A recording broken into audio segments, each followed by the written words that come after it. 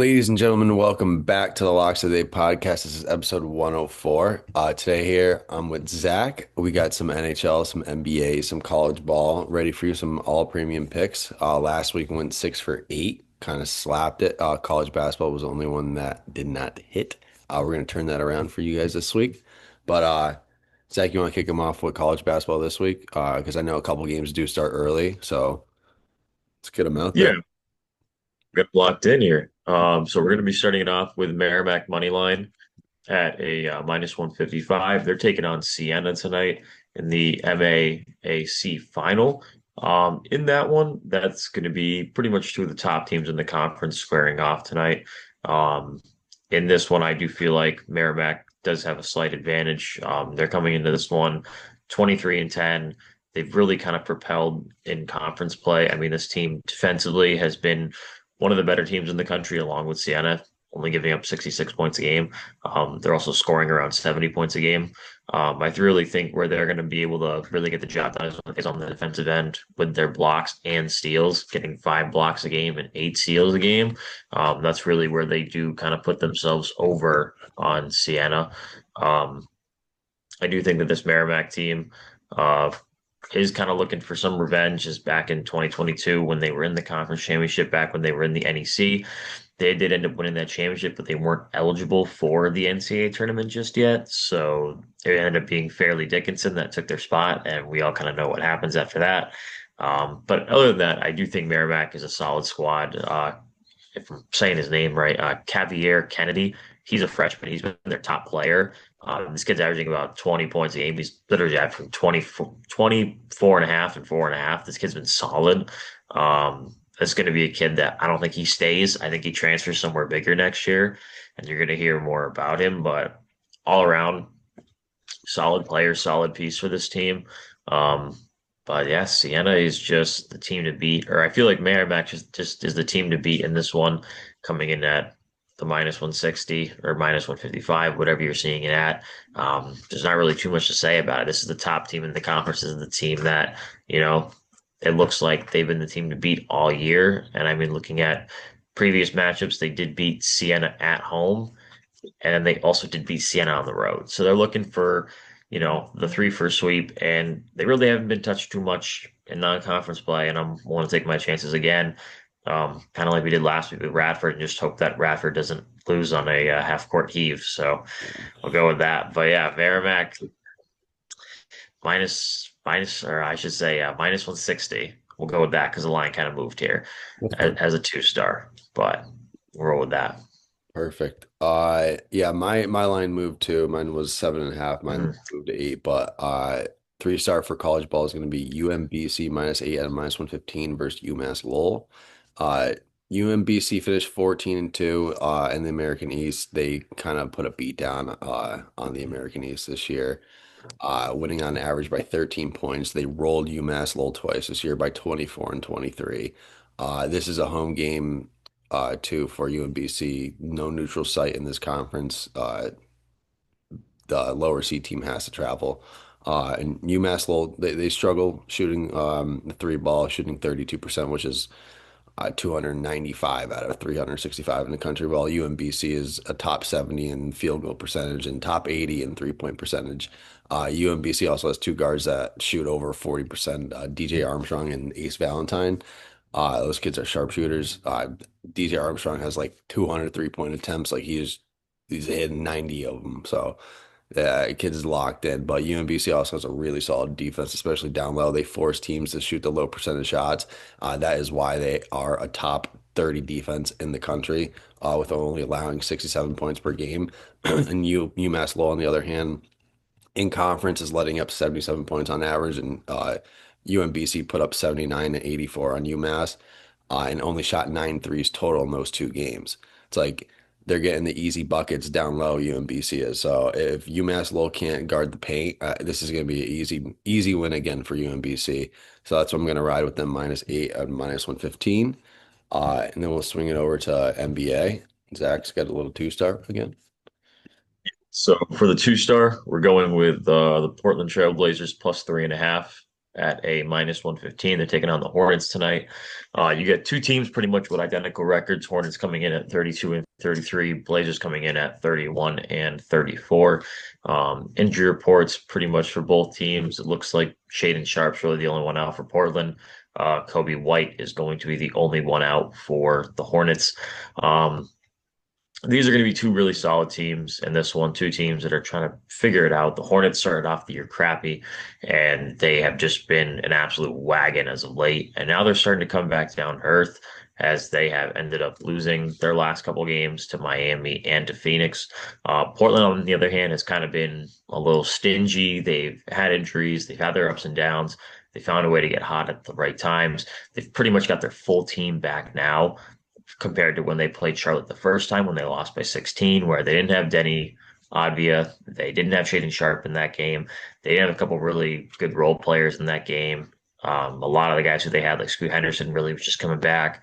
I do feel like with a full team and a home court advantage, I think though that they can cover the 3.5 points. I feel like the Hornets were hot for so long that they're bound to go on a slight streak and probably drop a couple games in a row. I also think they're just struggling to keep up with that Southeast division, which that Southeast division isn't the greatest. But when you look at their current standings, it's like you got Orlando with 35 wins, but they've won four in a row. Miami's got 36 wins, and they've won five in a row. You've got Atlanta with 33 wins, and they've won six in a row. All these teams are streaking at the right time. So I think Charlotte made their run at the right time to get right back into the fray, but I don't think that I think they got hot too early. And I think with this Portland team, they play very well against the Eastern Conference. They're one of the top teams defensively against the Eastern Conference, only letting up 109 points a game, which ranks number three in the NBA. And then their overall record against the Eastern Conference as well going into this is, I just saw this as well. So then they're 5 games over 500 when they play against the Eastern Conference as of right now. So quick maths there for me as I lost that. But yes, I mean, this is like the one thing that they've done well with is playing the Eastern Conference, and they're also just coming off a win against the Pacers as well. Especially for this Blazers team, it's kind of crunch time for them. Yeah, the teams in front of them in the playing right now in the West have either kind of traded away players or have a bunch of injuries. As the Clippers traded away guys, the Warriors are banged up, the Suns are completely banged up, and this Portland team has the 30th ranked strength of schedule to end the season. If they get healthy, they get their guys back. They got to play teams like the Nets a couple times, some team like the Pacers again, the Bucks, the Wizards, etc. This team can probably start stringing together some wins, and it kind of starts tonight with this Hornets team and pulling off the upset, I think, at home. So, I mean, Portland plus 3.5, minus 115. That's where the value lies, and that's what we're going to take. So, Yeah, love that. 3 star for me, it's going to be Timberwolves, money line minus 130 versus the Lakers. Lakers are 2-0 against the T-Wolves in the regular season out of 3 games. I think Minnesota steals this one in LA. Both teams shoot the ball very well. Lakers have the best field goal percentage in the league at 50%, and Minnesota's in third. T-Wolves do shoot the ball slightly better. The three ball is slightly better on average, but main difference is the rebounding stat. Lakers are the second worst rebounding team in the league. Like they literally can't grab a board to save their life. Minnesota with their size difference with Gobert, Randall, and Naz Reid, like it's going to be a tough matchup for them down low.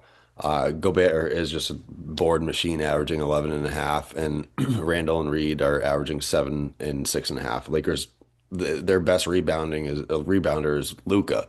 He's the goddamn point guard, and he's averaging like 8, and same thing with Aiton. He's averaging like 8 as well.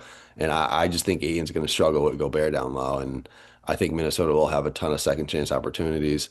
Um, Minnesota has been rolling recently. They're winning their 8 of their last 10. They've had a very solid away record of 18 and 12, and they're the favorites tonight on the road, which is a little weird. But when they are the favorites on the road, they are 15 and 6, which is 71%. So I love the T-Wolves tonight. They got to get one here against the Lakers. I don't think the Lakers sweep them in the regular season. So lock the T-Wolves in with 3 stars at a minus 130, and then we'll finish up a little NHL. then for NHL, the 2 star is going to be Rangers money line at a minus 130. They're taking on the Flames tonight at home. This is a battle of just two absolute shitters going up against each other, two bottom of the division teams. But we do have a series splitter in this one, which is why we like it. Flames took the first one at home. by a score of 5-1. This is back all the way in October, so beginning of the season, basically. Um, at this point now, both teams have kind of started to unload guys and, go into the rebuild area of things. But I do think right now the Rangers are actually starting to play better hockey, which is actually kind of funny. They've won 3 of 5. And they have some good wins over the Penguins and the Flyers. I don't really count the Leafs because the Leafs suck, but on the Flames end of things, I mean the Flames have lost 4 or 5, and they've kind of been getting trounced. They've let up 7 goals to the Caps. They did beat the Hurricanes, but they let up another 4 goals. Let up 4 to Ottawa, 6 to the Stars, and then lost 3-2 to the Ducks in a shootout. So this team defensively has been looking kind of rough, and that kind of goes to show how rough they are with one of the best goalies in the league, in Dustin Wolf in net. So that kind of shows you he does not really have much in front of him. And the Rangers have kind of started to put it together, I would say. I know that they've kind of struggled with just overall in general. The goaltending's been okay this season with Shesterkin and net. He's really been the only bright spot for them. I mean, Jonathan Quick, poor guy, has been 4-15-3 on the season. So it seems like when they put him in net, it just that's when things go wrong. But if Igor's playing in net tonight with a 2.5 goals against and a .91 save percentage, I really do think it's lights out for the Flames. I don't know how much they're going to score. I don't think the Rangers really need many goals to score. I know the Rangers have been a team this season, especially at the beginning of the year, where they could not score at home. And I think they almost won 3 straight games without scoring a goal at home. But they've kind of started to grow out of that now, which is a good sign for them. But I don't think they need much in this one to get a win. I could see a 3-2 win, maybe even a 2-1 win. I don't see the Flames being able to put up a bunch of goals in this one, especially with the fact that the Flames only average 2.4 goals a game, which is one of the lowest in the NHL. We're talking 31st in the NHL, which is a little bit disappointing considering some of the weapons that they have on that team.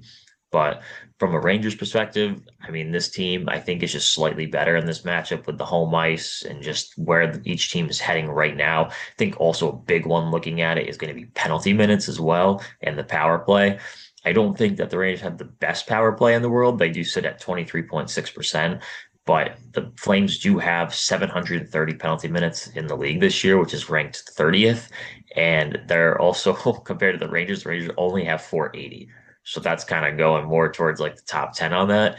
And then power play percentage, like I said, Rangers are at 23.6. The Flames are at 16.1, which is one of the worst in the NHL as well. If some of these teams like the Rangers, they can get on the power play tonight and they have the Flames commit some penalties, however many chances that they can get, if they can turn those into goals, I think that's going to be another big difference maker in this one. And like I said, the Flames struggle to score. This may be a 2-1 game, maybe a 3-2 game. I don't think it really matters where it goes. I think goaltending is going to be a big difference as well. So you're going to see goaltending and power play. I think Igor's going to come out hot. That'd be the way to go. And then I think that's really about it. Rangers minus 130 for the 2-star. Kick it over to you for the 3. Love that. Yeah, Rangers have been weird. They've struggled at home this year, so Mm-hmm. they're just a weird team. But 3-star, I'm gonna go with the New York Islanders money line minus 125. They're playing the St. Louis Blues. Islanders are 36, 23, and 5, fighting for a playoff spot in the East with 77 points. Islanders were one of my future bets to make the playoffs at plus money, and they're looking pretty solid right now. They just need to make that little push. Um, they've had solid goaltending from Sorokin and their backup, David Riddick. Islanders are fifth in the league for goals against, only allowing 2.7 a game. Sorokin's been dialed, only allowing 2.5 goals against and a 9.14 save percentage, which is top 5 in the NHL. Sorokin also leads the league in shutouts with 6, and the Islanders lead the league with 8 total. On the other side of things, Blues are 25, 29, and 9. They're in last in their division in the Central. They struggled defensively. They have the fourth worst penalty kill in the league. Binnington's had a rough year with a record of 9, 18, and 6, allowing 3.5 goals and a 8.68 save percentage. This is it. The Blues won the first matchup here way earlier in the season, in like November, 2-1. So it's a season splitter here. Blues are also coming off a 4-game road trip, which was a West Coast trip. I like the fade teams in that spot there. Maybe a little tired. They did go 4-0 on that road trip, so they did play pretty well. Islanders are coming on like the back end of their road trip. This is their last game, but I just think the Islanders will split the series here. It's a good price to get them at two at minus 125 versus the Blues, even though the Blues have been looking decent recently. But they're not playing for literally anything. So lock in Islanders money line minus 125. No, that should wrap it up. Do you got anything to add? Here, it's just I was gonna see. I was looking to see since you mentioned Say I'll cut out my um stuff. your Islanders. I believe we're getting close, but we do have another one. I forgot about the Don's lock Yeah. for the futures. Ivan Demidov, most Hmm. points by a rookie. He's 3 points behind Bennett Senecki or Seneca. Yeah, Seneca from Seneca. Anaheim. Thank you. Yes. So he's 3 points behind him with what we got about maybe 16 to 17 games left, Yeah, right something around like there. that. It was under 20. So only 3 points behind. And I will say the Ducks are, since they did make some moves at the deadline, could make a difference in this one. Could Yeah. make a difference offensively, and maybe he slows down a little bit. But that was also plus 200 to go along with your Islanders pick. Mhm. So we do have some pretty good value coming in, and those Ducks are staying hot, so they're getting close as Yeah. well. I am trying to remember what Angelo's pick is. I think it was a player, and now I can't remember it. And I was going to bring it up I think it because was I thought it was like something. I thought it was something to do with like I want to say it was like Warren Fogle, and it's not. no, But definitely not a chance. but there was some player prop he took, and I cannot think of what it was at the moment. Yeah. But yes, we're nearing closer on a lot of these player props, and we're for especially for All these NHL. futures are If we're looking good. NBA and Yes, NHL right now. So yes, especially with because I didn't realize how big of a lead the Spurs had in their division. I thought it was only a couple games. Actually, it's actually like 7 games, yeah, it and was I like think six they and a just half the other yeah, day. and they just beat the Rockets. I think last night or 2 days ago. So it's like. It's Stretching that unless lead. something monumental happens, which I don't think it will. Hmm. That's some good value, and then these NHL bets are going to come very close down to the wire as well as some 3 stars. So, but And yeah, we got MLB starting next week, or no, in 2 weeks. I two think the weeks, yes. 26th. Yeah, so we'll have an MLB futures pod for that, of course, and then we'll start ripping some MLB bets again. So. Yeah. Yeah, that should wrap it up for podcast 104. Get those bets in NHL, NBA, and college ball. We'll be back on Thursday, so stay tuned and peace.